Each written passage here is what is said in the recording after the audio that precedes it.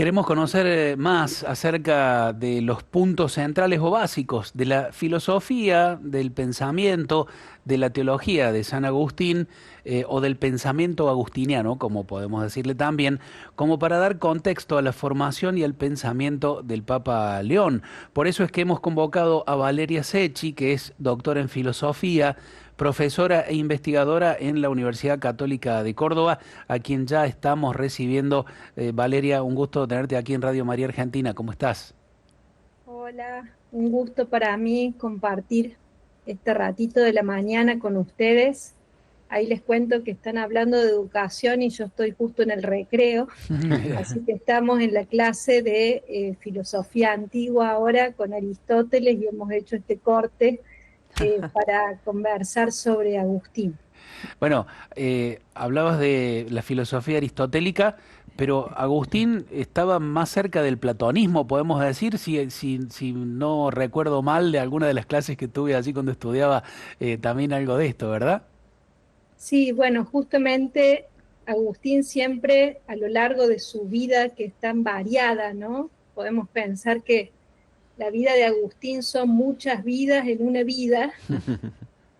Cuando comienza su conversión al cristianismo, que no era joven, ¿no? No era como el Papa actual que tenía 14 años, sino que tenía ya más de 30 años, que abandona el maniqueísmo y lo conoce a San Ambrosio, ¿no? Al ¿Qué? obispo de Milán. Agustín va allí a Milán para una cátedra, justamente como rétor, y en ese momento lo conoce a Ambrosio y queda como admirado por la figura de Ambrosio, ¿no? Bueno, su madre parece que también había tenido ahí conversaciones previas para que Mm, Ambrosio se acercara a su hijo, pero Ambrosio no se acercó, le dijo hay que esperar que él venga, ¿no? Y mm, Agustín fue, y gracias a Ambrosio es que conoce, sobre todo, parece que lo que conoce no es a Platón de modo directo, sino a Plotino, y a través de Plotino va a llegar a Platón, ¿no? También el prólogo de Juan, ¿no? Al leer el prólogo de Juan y leer a Plotino, eh, tiene así como empieza a entender aquello que él ya había empezado a creer, ¿no? Un ujú. poco la propuesta de Agustín es esa, ¿no? Era un hombre sumamente racional, siempre en búsqueda de causas que lo conformaran, y el platonismo, o en el platonismo encontró lo que no había encontrado en las filosofías anteriores, por ejemplo, filosofías materialistas, estoicos, epicúreos, escépticos. El primero lo conoce a Cicerón, ¿no? Antes que a Platón. Y bueno, y de algún modo lo que no podía descubrir con estas filosofías era la posibilidad de, dicho así filosóficamente, una sustancia espiritual, ¿no? Entonces, no podía entender cómo su alma no era algo material, y si no podía conocer su alma, tampoco podía conocer a Dios, ¿no? Entonces, el platonismo, de algún modo, fue para él aquello que le ayudó a entender lo que ya empezaba a creer, ¿no? Pero él también dice, esto que yo soy no se lo debo a los platónicos, ¿no? Sino que es Dios el que, según su fe, fue poniendo todos esos elementos para que Agustín, que era un hombre, y como dice él, ¿y qué hombre? Pudiera ponerse en manos de Dios, ¿no? Pudiera eh, volverse a la interioridad. Bueno, y ahí ya después vamos a hablar un poco, si quieren, sobre cómo es el método, la conversión de Agustín. Profesora, buen día. Cecilia te saluda y también, si querés, avanzamos con lo que proponías, pero también me inquietaba conocer cuál es el pensamiento o el principio fundamental, si se podría decir, del pensamiento agustiniano, como para conocer también de alguna manera el pensamiento de nuestro actual Papa.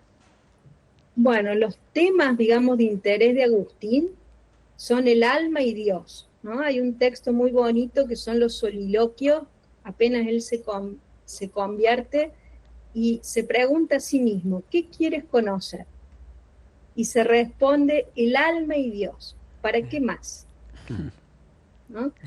Y esto no son solo dos temas separados, sino que para Agustín son un programa de búsqueda, ¿no? Porque también en tono platónico, en clave platónica, cuando uno se conoce a sí mismo, ¿no? Puede conocer al Padre. Y en algún sentido para Platón, para Agustín, perdón, el conocerse a sí mismo no es buscar afuera. Él se cansó de buscar afuera, ¿no? O sea, todos los años antes de su conversión, él dice que estaba en este momento de la distensión, ¿no? Estaba distraída, su alma estaba perdida, estaba, como digamos, volcada hacia la exterioridad, fragmentada, y después fue el tiempo de juntar las partes, ¿no? De reunirse en sí mismo y volver a la interioridad. En Agustín hay una búsqueda permanente de la interioridad, ¿no? O sea, ¿para qué buscas fuera lo que habita dentro? O sea, Dios está en nuestro interior. O sea, la manera de encontrarlo es volviendo a nosotros mismos y en algún sentido, para conocernos lo tenemos que conocer a Dios y mientras conocemos a Dios más nos conocemos a nosotros, ¿no? Un poco me parece que ese es el corazón de la propuesta de Agustín. Valeria, ¿cómo te va? Cristian te saluda, ¿cómo estás? Hola, Cristian. Bueno, en torno a estos principios, estos puntos que nos vas compartiendo, em, ¿cómo se puede esto reflejar quizás en León XIV, ¿no? Porque uno podría decir, de acuerdo a lo que nos vas diciendo, pareciera que todo fuera muy teórico, muy interior. Sin embargo, algo que nos ha sorprendido de León XIV es el vínculo entre esta vivencia interna y lo social, y los demás, y la comunión. En Agustín también estaba presente todo esto, este sentido de que lo interior también tiene un reflejo en el contacto con los demás, en el compromiso social. Bueno, a nivel biográfico, cuando Agustín se convierte, forma una primera comunidad, ¿no? Muy particular porque era una comunidad de laicos, incluso antes de su bautismo, ¿no? Y ahí en esa comunidad estaba con su madre, con su hijo, Adeodato, con su Ujú. amigo Alipio, parece que se confiesa en el mismo, se bautiza en el mismo día, ¿no? Agustín con su hijo y con su amigo, reciben el bautismo a los 33 años, Mirá, y forman una comunidad en Casiciaco, donde él escribe muchísimo, y es como que fue el momento de calma para Agustín, ¿no? Un momento de vida feliz, digamos. Ahí al año más o menos muere su madre, y a él, el obispo Valerio del momento, le pide que se haga sacerdote, o sea que necesitaban sacerdotes, y después cuando muere este obispo, a los 3 años ya él lo va a reemplazar, también en la función de obispo, ¿no? Y al principio no le gusta tanto a Agustín, porque después de una vida tan agitada como la que tuvo, 30 años, bueno, fueron como 2 años de descanso, de estar en su comunidad, la comunidad elegida, con sus seres queridos, de pronto ser sacerdote. claro. Y ahí se le obliga la tarea de custodia y difusión de la fe, ¿no? O sea, tiene que salir de algún modo a hacer la tarea apologética, ¿no? La apologética tiene que ver con defender a la fe de todas las herejías que estaban en el momento y que incluso él mismo es el que va a construir el dogma o va a ayudar a la construcción también del dogma cristiano, sobre todo en lo que tiene que ver con la figura de Jesucristo. Si bien, esto también es interesante, porque si bien, y ligado con lo de León y demás, si bien Agustín no participa, él, en el concilio de Calcedonia, que va a ser como 20 años después de su muerte, 10 años después que Agustín muere, ¿no? Es nombrado Papa León Magno. Mira, Y León Magno es un gran admirador de Agustín, y cuando participa en el concilio este de Calcedonia, se utiliza mucho de toda esta doctrina agustiniana, ¿no? En orden al concilio. Entonces, todos los años del Agustino obispo fueron años de mucho trabajo, ¿no? Fueron años donde incluso lo que nosotros hoy conocemos como doctrina de la Iglesia, en ese momento era algo que estaba en germen, ¿no? Agustín fue uno de los grandes hacedores de todo lo que nosotros tenemos hoy como tradición o como verdades a las que podemos acceder, y ahí tenemos un padre, ¿no? Un padre de la iglesia en Agustín. Así que me parece que, bueno, que esta cuestión social que planteaban, bueno, Agustín era una persona que se destaca por vivir en comunidad, la búsqueda de amigos, ¿no? Siempre estaba buscando acompañarse, bueno, de algún amigo, y aparece una lista de amigos que incluso lo acompañan y se convierten con él, por Mirá. ejemplo, Alipio. Ambos entraron al maniqueísmo. 9 años fue maniqueo Agustín. Recordanos qué es el maniqueísmo. Claro, ¿qué significa ser un maniqueo, digamos, ¿no? Bueno, en la época donde Agustín andaba en Cartago, por ejemplo, ahí ya cerca de su ciudad natal, de Tagaste, en África, Ujú. parece que había más maniqueos que cristianos, o sea, no era difícil ser maniqueo en esa época.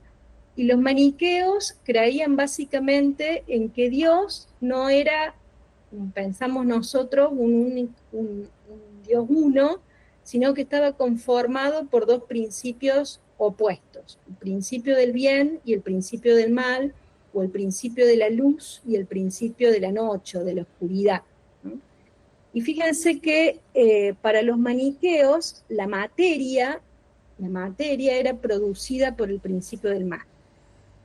¿Qué significa esto? Que nuestro cuerpo es lo que nos hace actuar mal. O sea, nosotros, para los maniqueos, no somos culpables del pecado, sino que actuamos mal porque nuestro cuerpo es producto de este principio del mal, ¿no? También hay como varias cuestiones de que la materia es mala, ¿no? La materia es mala. Ese tipo de sensación Agustín lo angustiaba mucho, ¿no? Lo angustiaba mucho. Después, con su conversión, bueno, él va a decir que en esta búsqueda de lo que sea el mal, que el mal es una ausencia de bien, ¿no? Y que Dios no es el creador del mal, ni que el mal preexiste a Dios o que es coeterno a Dios, ¿no? En Agustín ahí esa fue una cuestión por la que él pasó, digamos, y padeció, la preocupación por qué sea el mal o qué es el mal, ¿no? Fue una de sus tantas búsquedas, y creo que en el cristianismo encontró una respuesta que lo convenció, ¿no? Entre todas estas conversiones por las que Agustín pasó, el cristianismo le dio respuesta también, ¿no? A la cuestión del mal o al problema del mal. Sí. No, sí, continúa, por favor. No, que termina con respecto a Jesucristo, fíjense, los maniqueos también creían en Jesucristo, pero era un Jesucristo que era Dios, digamos, por su espíritu, por su alma, y procedía en tanto su espíritu del principio del bien, pero su cuerpo también procedía del principio del mal, ¿no? Así que era ahí un poco complicado esa, pero aparece una dualidad muy fuerte, incluso diría yo más fuerte que en el platonismo, ¿no? Mirá. Si se habla de una dualidad en Agustín, esa dualidad no es tanto por la herencia platónica, sino por la herencia Claro. maniquea. Claro. Estaba viendo yo algunas de las frases que nos han quedado y que se han hecho populares, ¿no? E incluso más en la iglesia.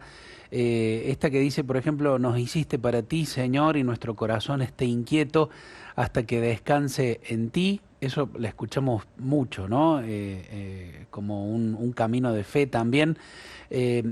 En las confesiones creo que es donde dice: y caminaba por tinieblas y por terreno resbaladizo, y te buscaba fuera de mí, y no encontraba al Dios de mi corazón.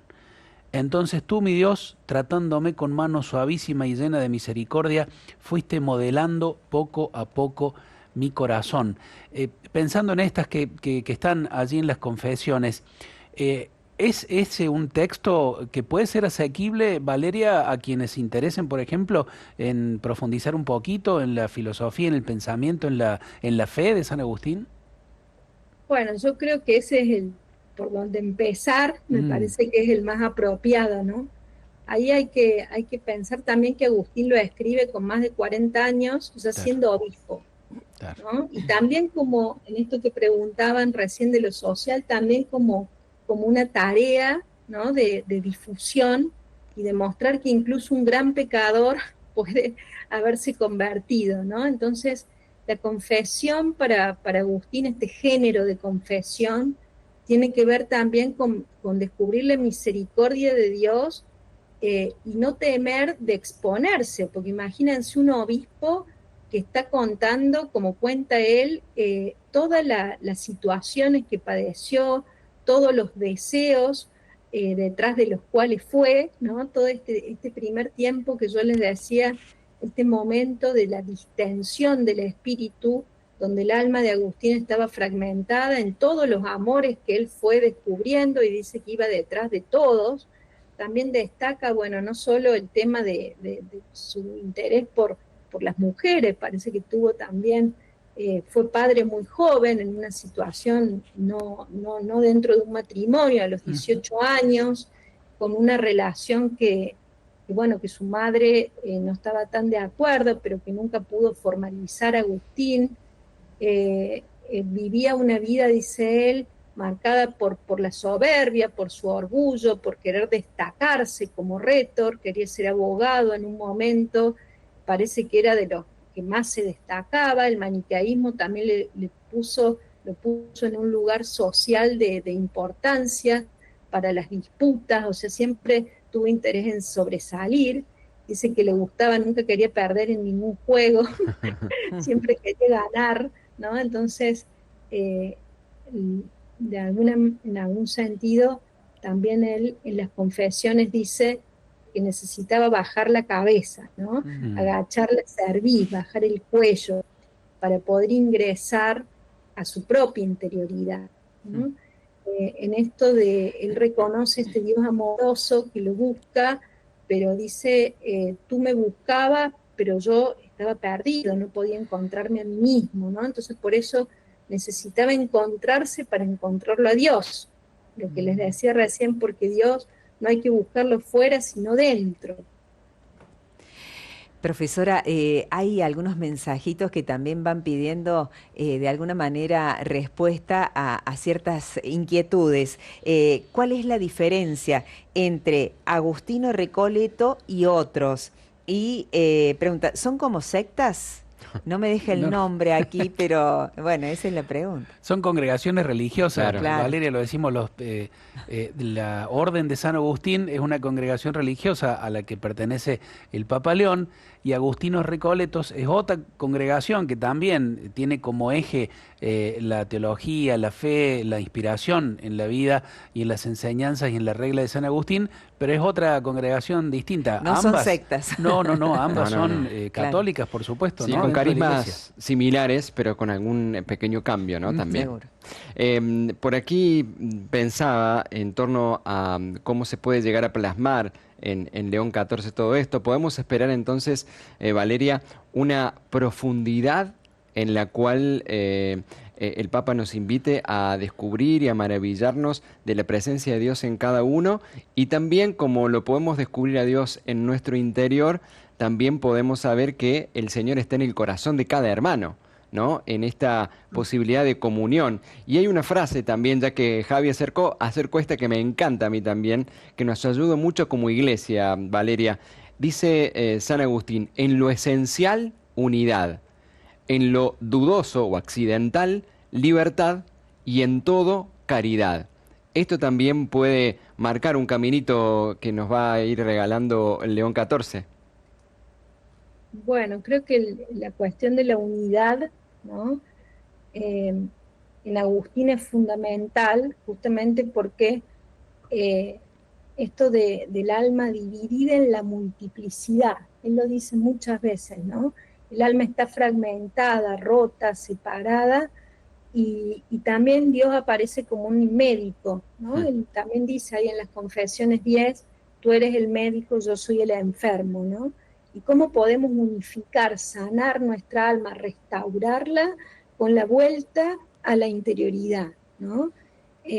Bueno, me parece que ese es un mensaje que por ahí es muy importante también para nuestro hoy, ¿no? El tema cómo restaurar estas grietas, cómo sanar lo que se ha roto, eh, y no se hace desde fuera, sino, según Agustín, buscando dentro, porque Jesucristo habita en nuestro interior, ¿no? Y ahí con respecto, ahí aparecía la imagen del corazón, ¿no? Que también Sí. lo dijo recién Javier. Bueno, esa es muy importante para Agustín, esa imagen del corazón, porque es un corazón que ama y que también conoce, ¿no? O sea, es un corazón que supone todas las emociones, todo lo que ha transitado, la memoria, ¿no? Es un corazón que tiene memoria de lo vivido, y es un corazón que arde. Y ahí el ardor eh, parece que tiene que ver con el ardor que Agustín sentía por las Sagradas Escrituras, ¿no? Que al principio, fíjense, las rechazó. También en las confesiones dice eso. Cuando estaba leyendo a Cicerón, me parecía que estas escrituras eran inferiores a la letra ciceroniana, dice Agustín. Pero era porque todavía no había aprendido a bajar la cabeza, ¿no?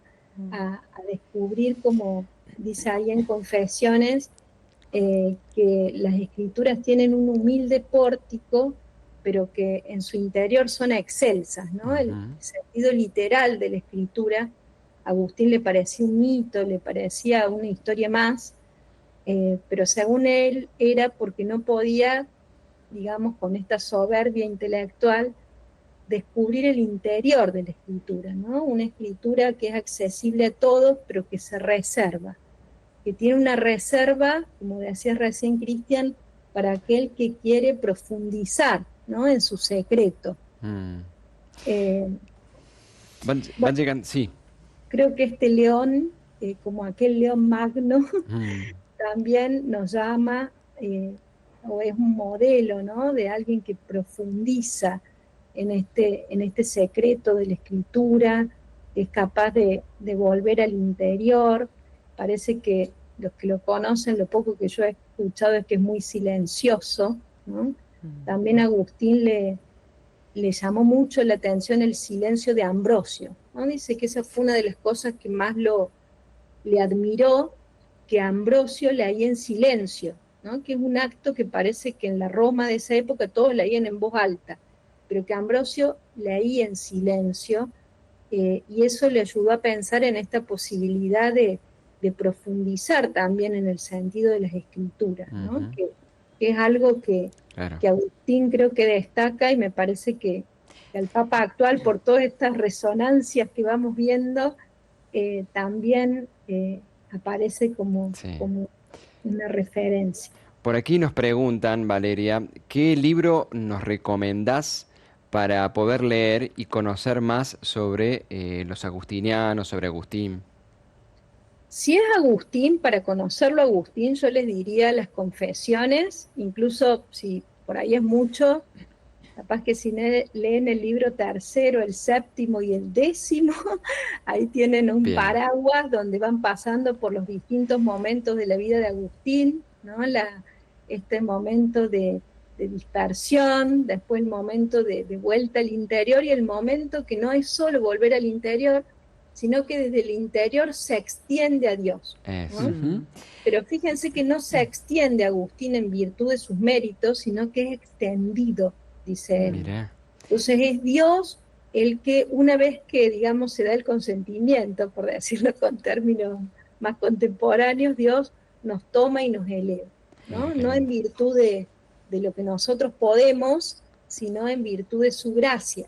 Pero fíjense que hay también una frase de Agustín que dice: yo te hice sin ti, te he creado sin ti, pero no te voy a salvar sin Qué ti. lindo, la libertad. Por eso, sí, es importante, digamos, este proceso interior. Y la libertad, ¿no? La libertad que, bueno, que para Agustín es una novedad, la libertad en el sentido cristiano, ¿no? Porque no es lo que, siendo parte de otros grupos religiosos o de otras filosofías, podía él antes haber entendido por libertad. Valeria, dejan un mensajito por aquí que no nos olvidemos de Santa Mónica, que oró toda su vida por su conversión, murió en paz recién cuando vio a su hijo en el camino correcto. María de Cava deja el mensajito. Y un dato, perdóname, antes de hablar de Santa Mónica, que lo hizo conocido precisamente el Papa León sobre Francisco. Digo yo, en esto de unir datos que nos entrega la historia, unirlos para entender cómo la providencia de Dios va actuando también en la vida de las personas y en el cosmos, en la existencia, contaba en una oportunidad el entonces cardenal Prevost, actual Papa León, que él sabía que Bergoglio, el cardenal Bergoglio, cuando todavía no era Francisco, cada vez que iba a Roma, visitaba no solamente donde hoy la catedral petrina, donde hoy descansan sus restos, que es Santa María Mayor, sino también la iglesia de San Agustín, porque le iba y le rezaba a la sepultura de Santa Mónica. Y bueno, no sé, yo por ejemplo cuando conversábamos con el Papa Francisco para el libro que hicimos sobre su vida, su tiempo aquí en Córdoba, no nos mencionó nunca de esta devoción particular, pero sin duda la tenía allí también Jorge Bergoglio, porque ir a Roma y llegarse hasta una iglesia en particular, que no era de las más conocidas, digo, de las que están en el Vaticano, de las otras basílicas papales, iba allí y le rezaba a Santa Mónica, ¿no? Bueno, y hoy un hijo de San Agustín es el sucesor de Pedro, pero también del Papa Francisco. Entre paréntesis, me parecía un dato interesante para compartirlo, justamente para hablar de Santa Mónica y de su vínculo con su hijo, con San Agustín. Bueno, Mónica siempre estuvo cerca de Agustín. Ujú. Agustín a veces no quería que estuviera tan cerca. Incluso en un momento cuando viaja a Roma, parece que Mónica ya tenía todo listo para salir y bueno, Agustín hace ahí como eh, algún cambio de planes para que Mónica no vaya y no pudo Mónica tomar su embarcación, digamos, y encontrarse con su hijo, ¿no? Agustín dice varias veces también en las confesiones que entre las causas de su conversión están también los llantos de su madre. Y Mónica fue acompañándolo, también de acuerdo a lo que Agustín dejaba ser acompañado, y también es ella la que lo acerca con Ambrosio, ¿no? Es ella la primera que va a hablar con Ambrosio sobre su hijo, y Ambrosio, bueno, le dice esto que habíamos dicho, como que él venga, ¿no? Yo no lo voy a buscar, sino hay que esperar que él venga. Y Mónica está hasta el final, incluso en esa comunidad que él forma, una comunidad muy particular, ahí en Casiciaco, una comunidad laica, ¿no? Donde él estaba con su amigo, su madre y su hijo. Si bien no se dice después qué pasó con esta mujer que es la madre de su hijo, de Adeodato, llama la atención que Agustín se bautiza con su hijo y que su hijo, bueno, muere muy joven, parece que por una peste a los 18 años, y está ahí haciéndose cargo también, ¿no? Agustín de esta paternidad.